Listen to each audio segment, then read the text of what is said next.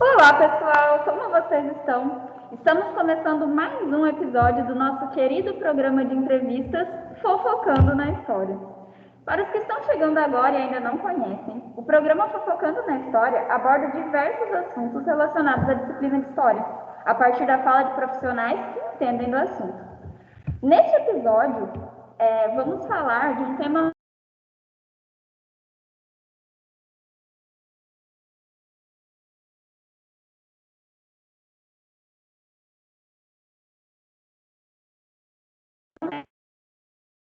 ou ficou com medo dos coronéis e seus capatazes nas novelas?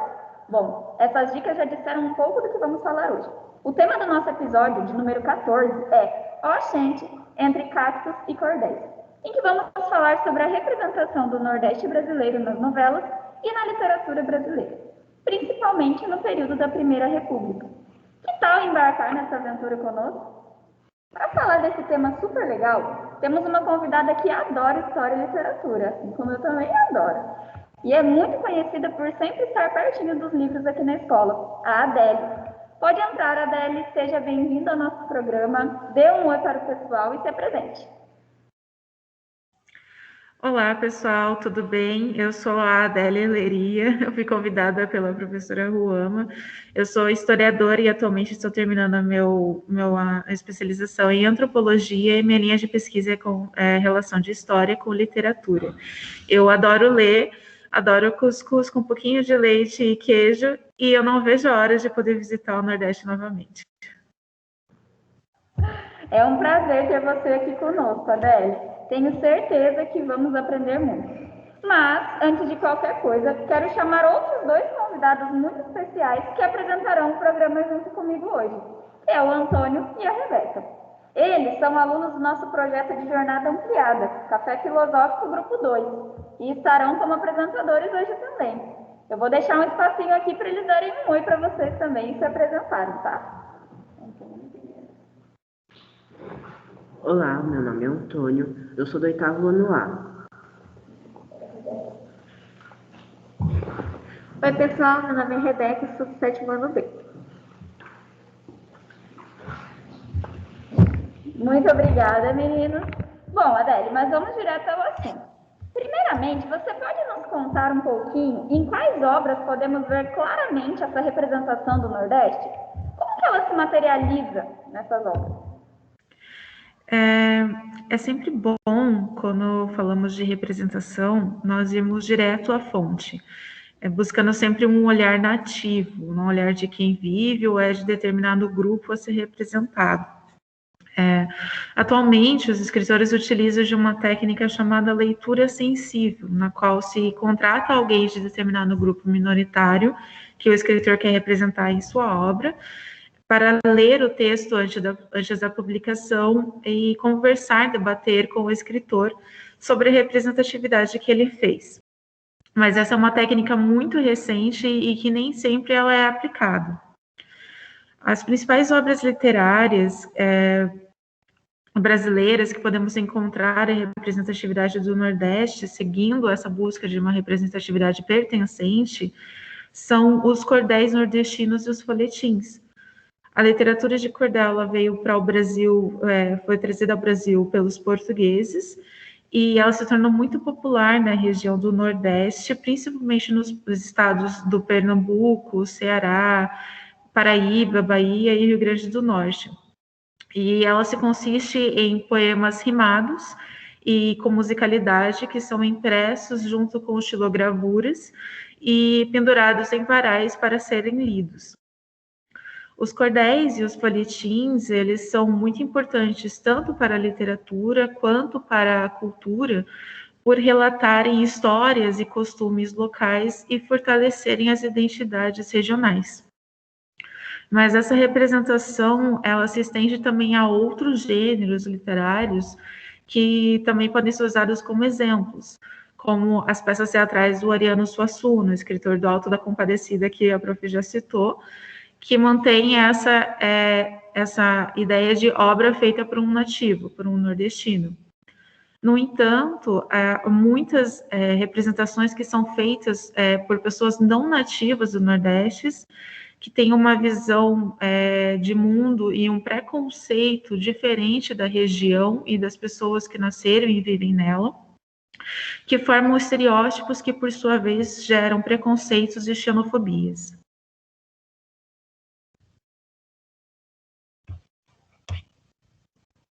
Que legal, Adélia, é isso mesmo. E eu acho que essas peças teatrais, né, tanto o Alto da Compadecida quanto o Vida e Morte Severina e algumas outras que a gente pode ver, elas foram muito utilizadas não só como peças teatrais, né, mas também como uma forma de poesia, como uma forma de manifestação da cultura popular e também nos filmes e séries que nós costumamos ver, né, principalmente da Rede Globo, que comumente faz essas adaptações. E apesar de essas adaptações não serem a realidade em si, né, ou representarem a totalidade do que foi o período, elas nos ajudam a visualizar um pouquinho mais, né, e formar essa representação que tem na nossa mente. Inclusive, depois, enquanto eu estiver falando, se você tiver alguma literatura de cordel para mostrar para gente ou algo assim, porque alguns alunos que assistem são mais novos e ainda não tiveram contato com esse tipo de obra. Então, seria legal para eles verem isso também. E agora, Adélia, eu passo a palavra para o Antônio, nosso próximo apresentador, né? Que ele vai perguntar aqui, então, fazer uma pergunta para você e a gente continuar falando sobre esse tema. Adélia, como você acha que o contexto histórico do Brasil no período da transição entre a monarquia e a república contribuiu para essas representações? Então, na verdade, a criação do estereótipo do nordestino como um indivíduo violento, bárbaro, pobre, etc., já existia desde a época do Brasil colônia. Mas no século XIX, no período do final da monarquia e o início da república, havia uma preocupação entre os intelectuais brasileiros da época em transformar o Brasil em uma nação civilizada, que colocava em questão a formação racial do brasileiro. Nessa visão que eles tinham, o sertão e o Nordeste como um todo, foi colocado como um oposto da civilização que eles buscavam. Dessa forma, o Sudeste, que era o centro político e cultural da época, estereotipou ainda mais o Nordeste, ligando a seca, a miséria e barbárie, para usá-lo como uma imagem invertida de si mesmo, que iria promovê-lo e reforçar a sua positividade. Então foi pintada essa imagem do Nordeste como uma terra bárbara, assombrada pela seca, fome, miséria e povoado por um povo violento e incivilizado, sem que houvesse essa percepção de adaptação e sobrevivência que os nordestinos tiveram que utilizar diante do descaso da monarquia e do governo e uma ocultação da pluralidade e riqueza cultural da região. E essa visão estereotipada, ela foi muito forte até metade do século XX e, de certa forma, ela dura até hoje.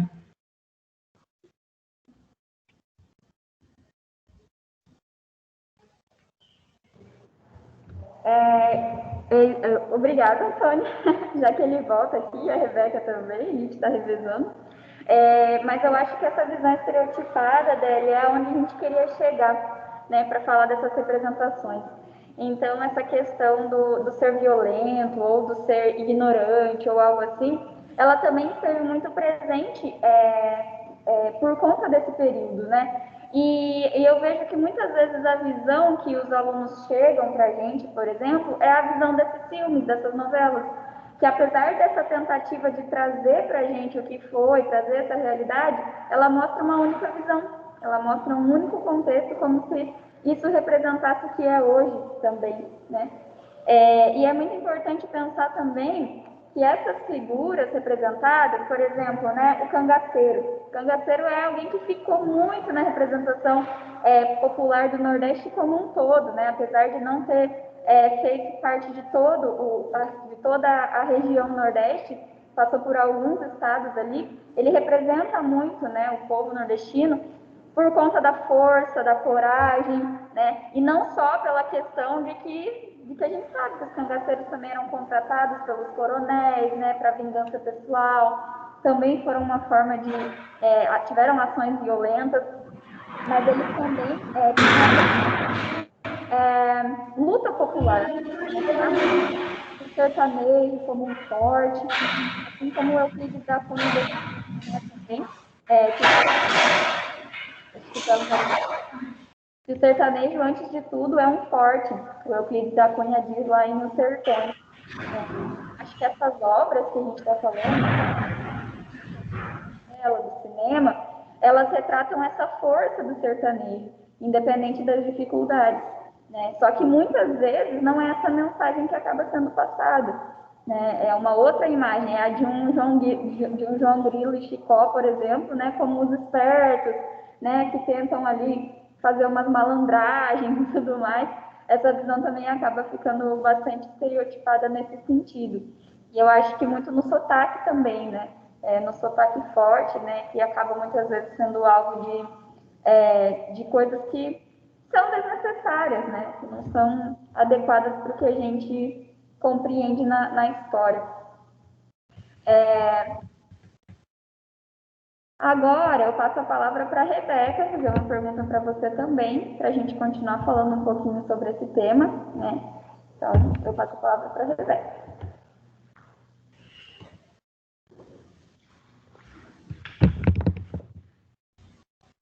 Adélio, você sabe nos dizer o que é xenofobia? Será que isso aparece quando falamos desse tema? Se sim, de que forma?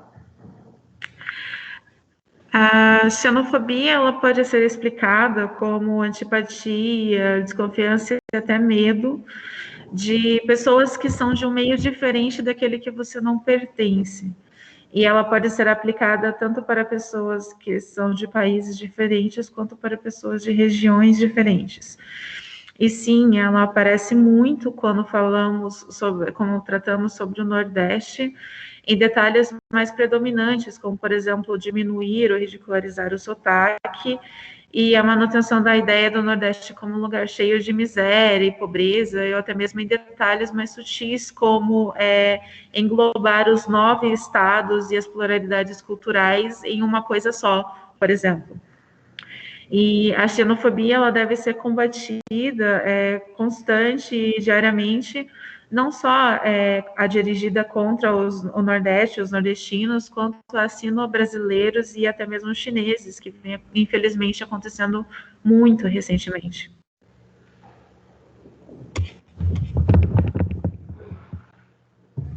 Achei importante você ressaltar isso, Adele, porque a xenofobia ela é um conceito, né?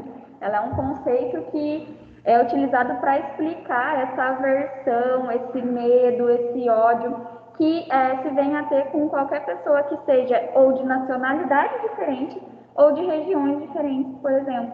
Então, essa questão do nacionalismo, do pertencimento, quem estava no 8º ano passado, estudou um pouquinho também, que ela vem lá no século XIX com a formação dos Estados Nacionais, né? Essa ideia de eu sou brasileiro, eu sou francês, eu sou alemão. Não se tinha isso, porque os territórios não eram muito bem definidos, né? Então era muito mais por regiões, por localidades, por uma língua em comum. Tanto que existem países que falam várias línguas, não tem uma língua só, né? Apesar de ter uma língua oficial, falam vários países. E se nós formos pensar, o Brasil, ele tem uma proporção continental, né? Nós temos um país gigantesco, então é mais longe para a gente, por exemplo, chegar em Manaus do que chegar em Buenos Aires, que é em outro país vizinho. Então, a gente tem um país gigantesco, né, com essas proporções continentais. Então, a xenofobia, ela pode ficar muito evidente nesse sentido, no sentido de menosprezar os outros estados, menosprezar a cultura de outros estados, menosprezar trabalhadores que vêm de outros estados ou trabalhadores daqui que vão para outros estados, porque hoje nós temos um movimento muito contrário, né? Eu vejo muito na minha área, assim, a questão dos professores. Na universidade, por exemplo, não são o pessoal do Norte ou do Nordeste que vem para cá trabalhar, né? São os do Sul que vão para as universidades de fora trabalhar também. Então, é uma mistura muito boa que a gente tem nesse Brasilzão nosso, né? E que deve ser considerada. Então, por isso a xenofobia é algo que não pode estar presente no nosso cotidiano, né? Nós vimos recentemente também o caso do BBB. Não sei se vocês assistiram aí o Big Brother, né?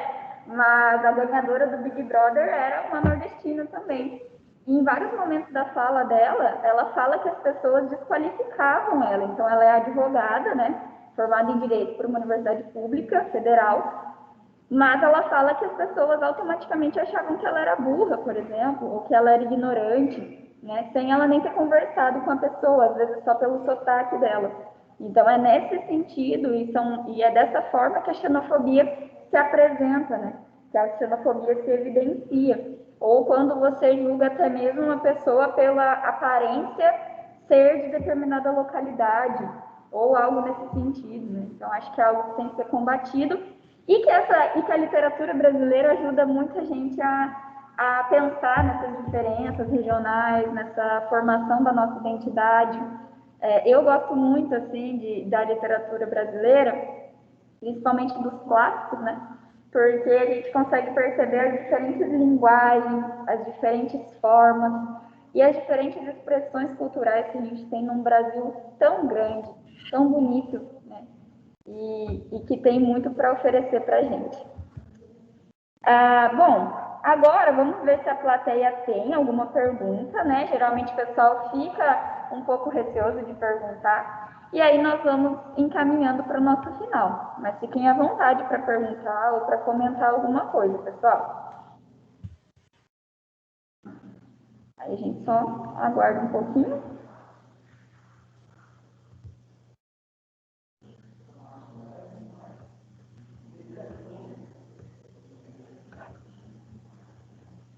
Bom, Adele, eu não tenho uma pergunta exatamente, na verdade era mais um desfecho, né?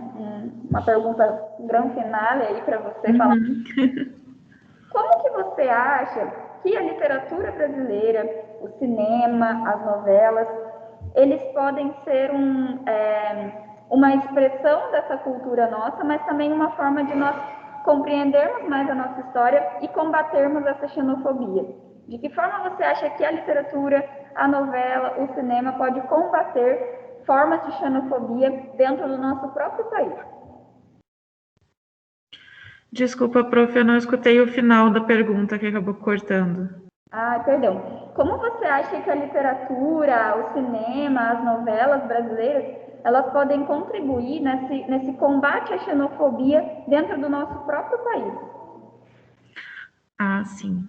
Então, a literatura ela tem um grande poder muito, muito importante, que é o poder de aproximar, né? Através dela, você consegue entrar em contato com outras culturas, com outras pessoas. Então, justamente pelo fato que você apresentou do Brasil ser um país continental, às vezes acaba sendo um pouquinho difícil, até mesmo com a internet, nós entrarmos em contatos com as várias culturas diferenciadas que o Brasil tem. Então, através da literatura, é possível nós entrarmos em contato com essa cultura de uma forma divertida, espontânea, descontraída, e nos aproximarmos e também compreendermos. O ato de ler, ele exercita bastante a empatia. Então, esse compreender se torna mais fácil com a literatura. E o mesmo vai com os filmes, que também contam histórias, né? O ato de contar história, ele já exercita bastante isso. Filmes, novelas, outras coisas.